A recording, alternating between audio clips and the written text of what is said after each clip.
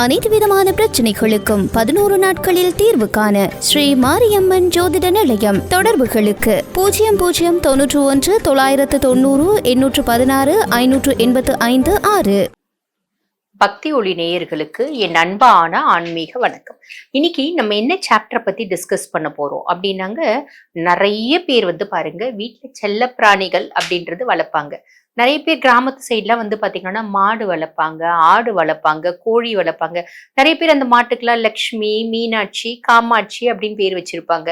ஏன் ஆட்டுக்கு கூட பேர் வச்சிருக்கவங்க உண்டு. ராமு, லக்ஷ்மண் அப்படின்ற மாதிரி பேரெல்லாம் நான் நிறைய கேள்விப்பட்டிருக்கேன்.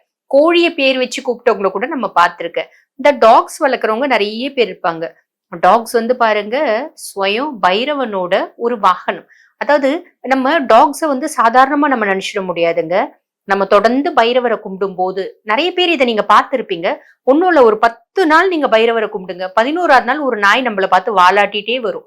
நம்ம வீட்டு பக்கத்துலயே உட்கார்ந்துட்டு இருக்கும், காவல் காக்கும். இதெல்லாம் பாத்தீங்கன்னா பைரவர் வழிபாட்டுல ஒரு பெரிய விஷயங்க. நிறைய நிறைய நான் பார்த்திருக்கேன் இந்த பைரவர் வழிபாட்டுல. ஓகேங்களா? அதே மாதிரி ஸ்வயம் நீங்க ஈசனோட ஒரு நிறைஞ்ச சிவபக்தரா இருந்தா கண்டிப்பா நீங்க எங்க போனாலும் ஒரு ஆளே இல்லாத இடத்துக்கு கூட போங்க, ஒரு நாய் உங்களை காவல் காக்கும்.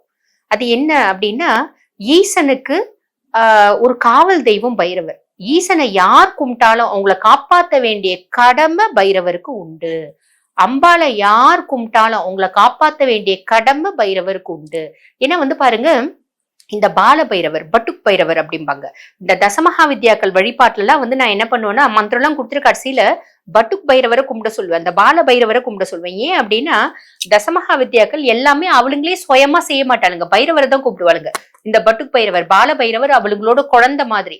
பைரவரை கூப்பிட்டு, அப்பா நீ போய் அந்த பொண்ணு இப்படி சுவாமி கும்பிட்டுட்டே இருக்கு பாரு, அந்த பொண்ணுக்கு போய் இது செய், நல்லது செய் அப்படின்னு சொல்லி அனுப்புவாங்க. சோ அதனால இந்த வழிபாடு அப்படின்றது பைரவரை கும்பிடும் போது மட்டும்தான் பூர்த்தி ஆகுது. ஓகேங்களா? சோ இது எதுக்கு நான் சொல்றேன் அப்படின்னா, இப்ப நிறைய பேர் பாருங்க டாக்ஸ் வச்சிருக்காங்க. டாக்னோட ஒரு என்ன சொல்றது, ரொம்ப ஒரு பிரியர்களா இருக்காங்க, நாய் பிரியர்களா இருக்காங்க. இவங்க டாக்ஸ் வச்சிருக்கவங்களா மட்டும் என்ன பண்றாங்கன்னா, தமிழ் பேர் வைக்கிறதே இல்ல. ஜிம்மி, டாமி அப்படின்னு தான் வச்சிருப்பாங்க. எங்க வீட்லயும் பாத்தீங்கன்னா டாக்ஸ் இருக்குங்க, ஹஸ்கீஸ்.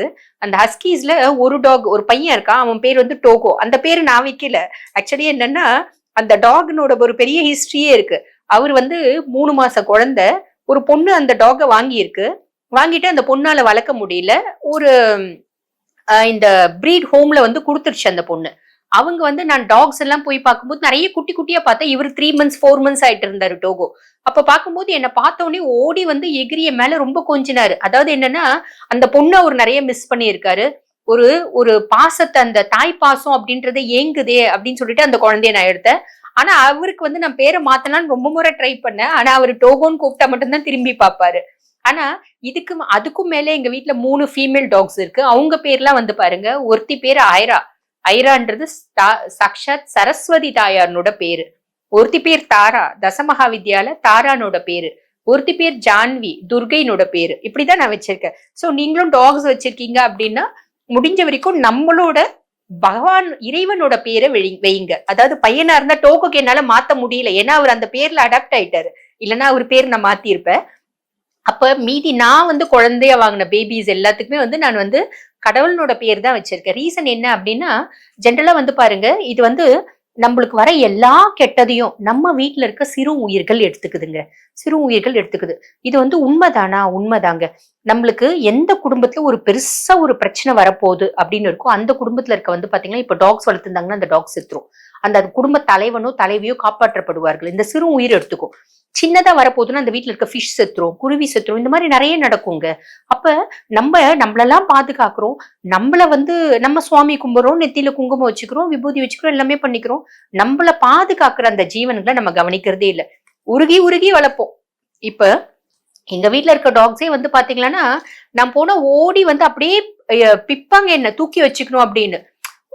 இப்ப தாராலாம் பாத்தீங்கன்னா, தாரா, ஐரா எல்லாம் சின்ன சின்ன பிள்ளைங்க. டோகோ என்னால தூக்கி வைக்க முடியாது, ஏன்னா டோகோக்கு 1 வருஷம் ஆயிடுச்சு, 1 year ஆயிடுச்சு. இந்த குழந்தைங்களெல்லாம் இப்போ 4 months 5 months பேபின்றதுனால தூக்கி வச்சுப்பேன். தூக்கி வச்சிட்டாலும் சும்மா இருக்க மாட்டாங்க, கடிப்பாங்க, மூக்க புடிச்சு சப்புவாங்க, வாயை புடிச்சு சப்புவாங்க. பட் இருந்தாலும் அவங்களோட ஒரு பாசம் இருக்கு பாத்தீங்களா, அதனால நான் வந்து தூக்கி வைப்பேன். இன்னொன்னுங்க, இந்த டாக்ஸ் எல்லாம் வந்து நம்ம மேல அளவுக்கு அதிகமான அன்பை காமிப்பாங்க. உண்மையான அன்பு அப்படின்றது நம்ம இவங்க கிட்ட எல்லாங்க பார்க்க முடியும். உண்மையான அன்புன்றது இப்ப மனுஷங்க கிட்ட நம்மளால பார்க்கவே முடியறது இல்ல. ஆனா இந்த மாதிரி டாக்ஸ் எல்லாம் இந்த உண்மையான அன்புக்காக ஒரு ஸ்ட்ரெஸ் இல்லாம வாழணும் தான் நிறைய பேர் வளர்க்குறாங்க. அவங்களோட பாதுகாப்பையும் நீங்க கொஞ்சம் பாத்துக்கோங்க. எப்படி அப்படின்னு கேட்டீங்கன்னா, நம்மளுக்கு வர்றது எல்லாத்தையுமே அவங்க வாங்கிக்கிறாங்க. அவங்களுக்கு நம்ம டெய்லி கொஞ்சம் குட் வைப்ஸை நம்ம கொண்டு போய் வைக்கணும். எப்படி அப்படின்னா, ஒண்ணும் இல்ல, நம்ம சுவாமி கும்பிடுறோம் பாத்தீங்களா, சுவாமி கும்பிட்டுட்டு நம்ம நெத்தியில விபூதி குங்குமம் வச்சுக்கிறோம். இப்ப குழந்தைங்க டாக்ஸ் இருக்காங்கன்னா அவங்களுக்கு நம்ம வந்து குங்குமம் வைக்க முடியாது, அவங்க வந்து சப்புவாங்க. அப்ப நம்மளுக்கு அவங்களுக்கு வந்து ஹார்மே இல்லாதது எப்படி, நம்ம விபூதி வைக்கலாம். டெய்லியே அவங்களுக்கு விபூதி வைக்கலாம். ஆடு வச்சிருக்கீங்கன்னா விபூதி வைங்க.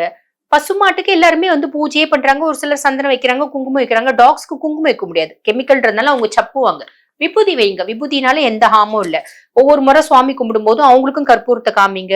கற்பூரத்தை எடுத்து கண்ணுல ஊத்துங்க. நம்ம குழந்தைங்க மாதிரி கற்பூரத்தை எடுத்து கண்ணுல ஊத்துங்க, விபூதி வைங்க. அப்ப என்ன ஆகும்னா அவங்களுக்கு ஹெல்த் இஷ்யூஸ் அப்படின்றது வராது, அவங்களும் நல்லா இருப்பாங்க. சோ இந்த மாதிரி சின்ன சின்ன விஷயங்கள் நம்மள பாதுகாக்கிற உயிரினங்களுக்கு நம்ம செய்யணும். ஓகேங்களா? அதே மாதிரி நம்ம ஃபிஷ் எல்லாம் வச்சிருக்கோம் அப்படின்னா அந்த ஃபிஷ் எல்லாம் வந்து நீட்டா அப்பப்ப தண்ணி மாத்தி அந்த அவங்களுக்கு வந்து காலையில நைட்டு ஃபுட்டு வந்து ப்ராப்பரா போடுங்க. ஆடு வச்சிருக்கீங்கன்னா கரெக்டா வந்து அவங்க ஆட்டை வந்து மேய விடுங்க, இல்லைன்னா கொண்டு வந்து போடுங்க. பொதுவா இந்த ஆடு மாடு வச்சிருக்கவங்களா மேய விட்டுடுறாங்கன்னு வச்சுக்கோங்களேன். இந்த டாக்ஸ், இந்த லவ் பேர்ட்ஸ், இந்த ஃபிஷ் வச்சிருக்கவங்க தான் பெருசா கவனிக்கிறது இல்ல. அவங்களுக்கா தோணும் போது சாப்பாடு வைக்கிறது, அவங்களுக்கா தோணும் போது அதுங்களை பராமரிக்கிறது, அவங்களுக்கா தோணாத போது விட்டுடுறது, அந்த மாதிரி பண்ணாதீங்க. தண்ணி கண்டிப்பா லவ் பேர்ட்ஸ் இருக்குன்னா மாத்துங்க. அப்பதான் அவங்க நோய்வாய்ப்பட மாட்டாங்க. அவங்க நோய்வாய்ப்படாம இருந்தாங்க அப்படின்னா குடும்பம் ஆரோக்கியமா இருக்கும். ஜென்ரலா வந்து பாருங்க, நம்ம வீட்டுல வைக்கிற பெட்ஸ் எல்லாம் டிசீஸ் இல்ல அப்படின்னாலே நம்ம வீட்டுல எந்த இல் எஃபெக்ட்ஸோ இல்ல, நெகட்டிவ் எஃபெக்ட்ஸோ இல்லன்னு அர்த்தம். நம்ம வீட்டுல இருக்க பெட்ஸ்க்கு அப்பப்போ உடம்பு சரியில்லாம போகுது, அப்பப்ப அவங்க காயலா போறாங்க அப்படின்னா நம்ம வீட்டுல நெகட்டிவ் எஃபெக்ட்ஸ் இருக்குன்னு அர்த்தம். அது அவங்க வாங்கிக்கிறாங்க, அவங்க காயலா போறாங்க அப்படின்னு அர்த்தம். அப்ப நீங்க அவங்கள வந்து ஒரு டாக்டர் கிட்ட கூட்டிட்டு போறது இல்லாம உங்க வீட்டுல இருக்க நெகட்டிவ் இம்பாக்ட்ஸையும் நீங்க வந்து கிளியர் பண்ணும் அப்படின்றதுக்கு இண்டிகேஷன் தான் உங்க அப்பப்ப உடம்பு சரியில்லாம போறது. மீன் வாங்கி வைக்கிறவங்க மீன் திருப்பி செத்து போகுது, வீட்டுல கெட்ட சக்தி இருக்குங்க, அந்த சக்தியை வெளியே தள்ளுங்க. குருவி வாங்கி வைக்கிறவங்க குருவி அப்பப்ப உடம்பு முடியாம செத்து கிடக்குது. எறும்பு முச்சிக்குது, லவ் பேர்ட்ஸ் எல்லாம் எறும்பு செத்துடுது, குட்டி போட்டுச்சுன்னா குட்டி எறும்பு முச்சிக்கிறது, செத்துடுது, வீட்டுல கெட்ட வைப்ரேஷன்ஸ் இருக்குன்னு அர்த்தங்க. இன்னொன்னு, இப்ப எறும்பு முக்கியதுனாலே அதுக்கான ப்ராப்பர் சாக் பீஸ் எல்லாம் போட்டு வைக்கணும். அதையும் மீறி முக்கியது இறக்குது அப்படின்னா வீட்டுல கெட்ட சக்திகள் இருக்குன்னு அர்த்தம். நாய்ங்க அப்பப்போ உடம்பு சரியில்லாம போகுது அப்படின்னா உங்க வீட்டுல உங்களுக்கான ஒரு நல்ல வைப்ரேஷன்ஸே ஏத்திக்கோங்க. அந்த குழந்தைங்களுக்கும் அந்த டாக்ஸ்க்கும் வந்து பாத்தீங்கன்னா ஒரு நல்ல வைப்ஸ நீங்க சுவாமி கும்பிடும் போது கண்டிப்பா விபூதி அப்படின்றது வச்சு விடுங்க. சோ நம்மள பாதுகாக்கிற சின்ன சின்ன உயிர்களை நம்மளாலையும் எந்த அளவுக்கு முடியுமோ அந்த அளவுக்கு பாதுகாத்துக்க ட்ரை பண்ணுங்க. அதே மாதிரி வீட்டுல டாக்ஸ் வாங்கி வச்சுட்டு நான் சும்மா இருக்கும்போது அது கூட மணிக்கணக்கா விளையாடுவேன், எனக்கு வேலை இருக்கு, நான் அதுகிட்டே போக மாட்டேன் அப்படின்னு பண்ணாதீங்க. ஏன்னா ரொம்ப ஏங்குவாங்க அவங்க. அவங்க வந்து நம்ம ஒரு நாளைக்கு 1/2 மணி நேரமாவது அவங்க கூட டைம் ஸ்பெண்ட் பண்ணோம் அப்படின்னு அவங்க ரொம்ப ஏங்குவாங்க. சோ நம்மளுக்காக உயிரையும் தியாகம் பண்ணக்கூடிய ஜீவன்கள், அவங்க ஏங்குற மாதிரி வச்சுக்காதீங்க, அவங்க மனசு கஷ்டப்படுற மாதிரி வச்சுக்காதீங்க. அதுவும் நம்மளுக்கு பேட் வைப்ஸை கொண்டு வரும். சரிங்களா? சோ இந்த மாதிரி சின்ன சின்ன விஷயத்துங்கள நீங்க வந்து ஆல்ட்ரேஷன் அப்படின்றது வீட்டுல பண்ணிக்கோங்க. இது தெளிவா புரிஞ்சிருக்கும். இதே மாதிரி இன்னொரு பதிவுல உங்களை சந்திக்கிறேன். நன்றி.